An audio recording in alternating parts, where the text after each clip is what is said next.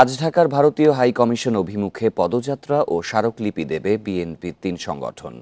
আগরতলায় বাংলাদেশ মিশনে হামলা, জাতীয় পতাকার অবমাননা ও উস্কানিমূলক অপপ্রচারের প্রতিবাদে এই কর্মসূচি পালন করা হচ্ছে।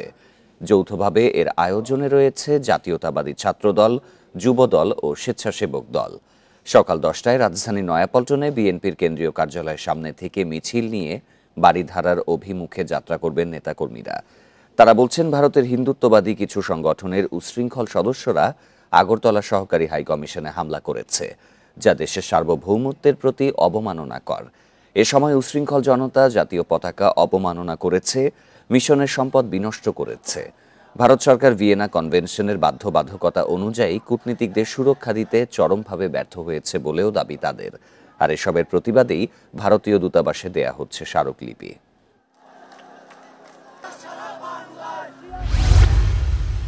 ঢাকা বিশ্ববিদ্যালয়ের ক্যাম্পাসে সন্ধ্যা 6টার পর উচ্চ শব্দে স্পিকার, মাইক, গাড়ির হর্ন বাজানো নিষিদ্ধ করা হয়েছে।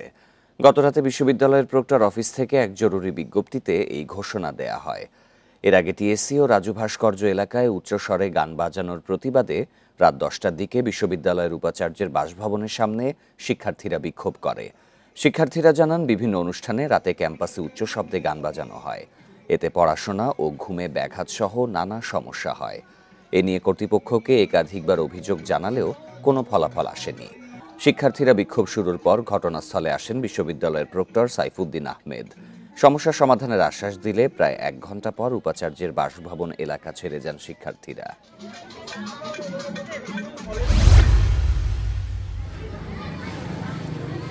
গাজীপুরের কাপাসিয়ার উজলি দিঘির পাড় জেইউ আলিম মাদ্রাসার 6 শিক্ষকের বিরুদ্ধে জাল সনদে চাকরি নেয়ার অভিযোগ উঠেছে। স্থানীয় আওয়ামী লীগের নেতাকর্মীদের চাপে নিয়োগ পান বলে দাবি মাদ্রাসার অধ্যক্ষের। তখনকার হয়েছিল আওয়ামী লীগ গভর্নমেন্ট স্থান লোকাল সভাপতি বিভিন্নভাবে চাপ প্রয়োগ করে এগুলি নিয়োগ দেওয়া হয়েছে। সম্প্রতি মাদ্রাসা শিক্ষা অধিদপ্তরের তদন্তে 29 শিক্ষকের সনদ জাল বলে প্রমাণিত হয়েছে। আরও শতাধিক শিক্ষকের জাল সনদের বিষয়ে তদন্ত চলছে।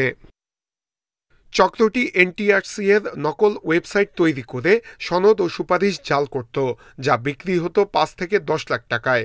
মামলায় সিন্ডিকেটের মূল হোতা কিশোরগঞ্জের সুমন, বাকি দুজন ময়মনসিংহের আবদুল্লাহ ও গাজীপুরের আশরাফ। এ বিষয়ে একটি মামলাও করেছে অধিদপ্তর। অধিদপ্তর বলছে, চক্রটি জাল সনদ দিয়ে স্কুল, কলেজ, মাদ্রাসায় শিক্ষক নিয়োগ দিত। শিক্ষকদের চক্র এগুলো জাল সনদ প্রক্রিয়ার সঙ্গে জড়িত। আমরা কিছু অলরেডি আইডেন্টিফাই করেছি এবং তাদের বিরুদ্ধে আমরা ব্যবস্থা নিয়েছি আমরা এনটিআরসি থেকে। শিক্ষা গবেষকরা বলছেন, জাল সনদে শিক্ষক নিয়োগ লজ্জাজনক। যদি নৈতিক জায়গা থেকে চিন্তা করেন, এটা তো খুবই ভয়াবহ একটা অন্যায় কাজ। তো যে এরকম একটা কাজ করে, সে তো শিক্ষকতার আসলে যে নৈতিক ভিত্তিটাই হারিয়ে ফেললো। তাকে দিয়ে আর শিক্ষকতা কিভাবে হবে? দেশব্যাপী বেশ কয়েকটি চক্র এই সনদ জালিয়াতির সাথে জড়িত, যারা টাকার বিনিময়ে চাকরি প্রার্থীদের কাছে সনদ বিক্রি করে। শিক্ষা সংশ্লিষ্টরা বলছেন, দ্রুততম সময়ের মধ্যে এদের চিহ্নিত করে আইনের আওতায় নিয়ে আসতে হবে। নূরে আলম, ইন্ডিপেন্ডেন্ট নিউজ, ঢাকা। আওয়ামী লীগ সরকারের আমলে 2022 সালে $200 বিলিয়ন ন্যাশনাল অ্যাডাপ্টেশন প্ল্যান গঠন করা হয়। এর আওতায় জলবায়ু ঝুঁকি মোকাবেলায় অভিযোজন প্রশমন খাতে 800 প্রকল্প গ্রহণ করে সরকার। এর মধ্যে বাঁধ, সাইক্লোন সেন্টার, স্বেচ্ছাসেবক প্রশিক্ষণ, লবণাক্ত সহিষ্ণু ফসল উৎপাদনের নামে প্রকল্পগুলোতে ব্যাপক দুর্নীতির অভিযোগ রয়েছে। প্রকল্প প্রণয়ন ও বাস্তবায়নে জড়িতরা একে নিজেদের সম্পদ বৃদ্ধির সুযোগ হিসেবে দেখেছে বলে শ্বেতপত্রে উঠে এসেছে।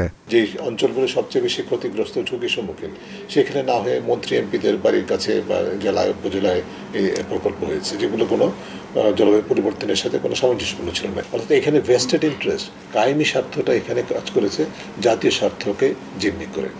শ্বেতপত্রে বলা হয়, 2010 সালে আলাদা আইনের মাধ্যমে বাংলাদেশ জলবায়ু পরিবর্তন ট্রাস্ট ফান্ড গঠন করা হয়। এ তহবিলে 3100 কোটি টাকা দেয়া হয়েছে, কিন্তু এই বিপুল টাকা কোথায় কিভাবে খরচ হয়েছে তার হিসাব নাই। আবার গ্রিন ক্লাইমেট ফান্ডের হিসাব নিয়েও আছে প্রশ্ন। ট্রাস্ট ফান্ডের উপর ভিত্তি করে, যেটা আমাদের বাজেটের অর্থ, বাংলাদেশের নিজস্ব অর্থায়নের বাস্তবায়িত প্রকল্পগুলো, সেগুলো একটা সার্বিক ইন্ডিপেন্ডেন্ট অডিট, নিরপেক্ষ অডিট করা দরকার বলে আমি মনে করি। একই সাথে এই ক্ষেত্রে যে সমস্ত বিদেশি অর্থায়ন হয়েছে সেগুলোর সম্পর্কেও সুনির্দিষ্ট তথ্য প্রকাশ এবং যে শর্তাবলী সাপেক্ষে অর্থায়ন হয়েছে সেগুলো তথ্য প্রকাশ করা অপরিহার্য। গবেষকেরা বলছেন, গেল দশকে জলবায়ু ঝুঁকি মোকাবেলায় সক্ষমতা গড়ে তুলতে ইতিবাচক অগ্রগতি দেখা যায়নি। আমরা ন্যাপ তৈরি করেছি, তারপর বিসিসিএসবি তৈরি করেছি, কিন্তু আমরা সেটা ইমপ্লিমেন্টেশনে যেতে পারিনি। অর্থাৎ ইমপ্লিমেন্টেশন করার জন্য যে অ্যাকাউন্টেবিলিটি, যে গভর্নেন্স থাকা উচিত ছিল, সেটা আমরা অ্যাভয়েড করেছি।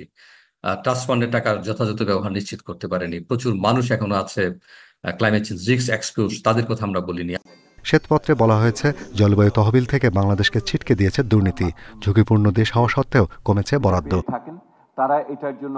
Shahriar Anirban, independent news, Dhaka. শনিবার রাতে কক্সবাজারের ইনানীর একটি হোটেলে আসেন সাফজয়ী নারী ফুটবল দলের 23 সদস্য। সংবর্ধনা অনুষ্ঠানে প্রধান অতিথি হিসাবে যোগ দেন সেনাপ্রধান জেনারেল ওয়াকারুজ্জামান। আরও যোগ দেন বিমান বাহিনী ও নৌবাহিনী প্রধান, কোচ পিটার বাটলার ও দলের ম্যানেজার। পরে সাফজয়ী নারী ফুটবলারদের হাতে সম্মাননা তুলে দেন সেনাপ্রধান। নানা প্রতিকূলতার মধ্য দিয়ে এগিয়ে যাচ্ছে জানিয়ে তিনি আশা করেন আগামীতেও নারী ফুটবলাররা দেশের জন্য বিজয় ছিনিয়ে আনবে। নারীদেরকে আরও স্পন্সর করব এবং আমরা জানি যে তাদেরকে এনকারেজ করলে, তাদেরকে দেখভাল করলে তারা আমাদের প্রতিনিয়ত আন্তর্জাতিক পর্যায়ে বিভিন্ন ধরনের সম্মান এনে নিতে সক্ষম হবে। এই উদ্যোগকে স্বাগত জানিয়েছেন নারী ফুটবলাররা। উৎসাহ পেলে দেশের জন্য আরো ভালো খেলার আশা তাদের। আসলে অনেক ভালো লাগতেছে। আমাদের যদি এভাবে সম্মানিত করা হয় তাহলে আমাদের সামনে আমরা আরো ভালো কিছু করতে পারবো। এর আগে আমাদেরকে একইভাবে আমাদের সংবর্ধনা প্রদান করেছেন, এবারেও তাই। আসলে এটা আমাদের ভবিষ্যতের একটা অনুপ্রাণিত কাজ করবে। যদি এভাবে আমাদের সম্মানিত করে বা সম্বর্ধনা দেয়, ভালো সামনে আমরা আরো ভালো কিছু করতে পারবো, দেশের জন্য আরো ভালো কিছু অর্জন করে নিয়ে আসতে পারবো। সম্মাননা হিসেবে প্রত্যেককে নগদ 4 লাখ টাকা সহ মোট 1 কোটি টাকা পুরস্কার দেয় বাংলাদেশ অলিম্পিক অ্যাসোসিয়েশন ও বাংলাদেশ সেনাবাহিনী। তৌফিকুল ইসলাম, ইন্ডিপেন্ডেন্ট নিউজ, কক্সবাজার।